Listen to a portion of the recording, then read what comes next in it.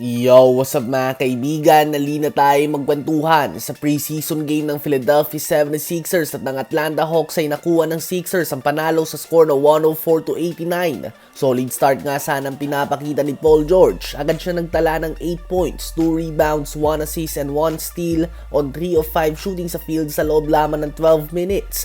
Ganun pa man ay nangyari ang hindi inaasahan. Napasobra nga ang pag-extend ng kanyang tuhod at nagtamo siya ng injury na hyperextended knee dahilan kung bakit hindi na siya bumalik sa game na ito.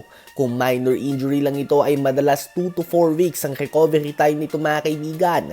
Ganun pa man ay literal na 7 days away o 1 week away na lang nga tayo sa opening ng 2024-2025 NBA season. Dahilan kung bakit inaasahan na out si Paul George sa unang linggo o posibleng higit pa ng susunod na NBA season. Tough luck nga para sa Sixers, kaya naman si Joel Embiid ay sinabi na nga na hindi na siya maglalaro pa sa mga back-to-back sa kanyang buong career. Dahil ang gusto nga ng mga player na ito ay ang manatiling healthy at handa sa playoffs kung saan ang mga games ay talagang may bilang na.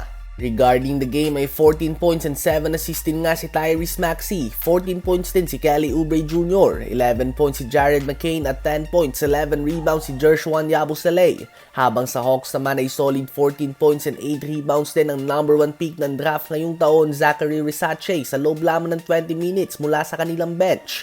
Muling nagpasiklab ang Japanese point guard Yuki Kawamura sa 120-116 win ng Memphis Grizzlies laban sa Indiana Pacers. Siya ay nagtala ng 10 points and 7 assists on 3 of 7 shooting sa 3-point line.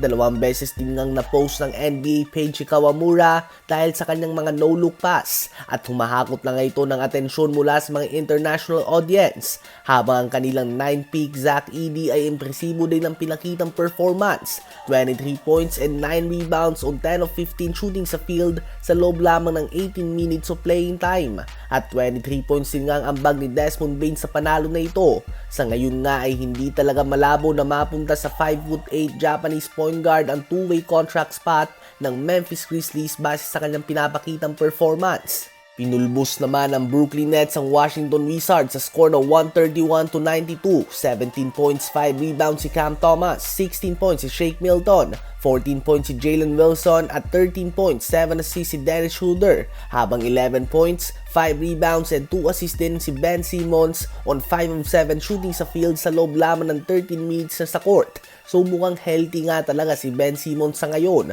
Ang tanong lang ay kung mananatili ba siyang healthy at makakapaglaro kaya siya ng 60 or more games ngayong season. Habang si Klay Thompson naman sa kanyang second game ay muling nagkalat. Sa 22 minutes niya sa loob ng court, 0 points at 4 turnover siya on 0 of 9 shooting sa field at 0 of 6 naman sa 3-point line while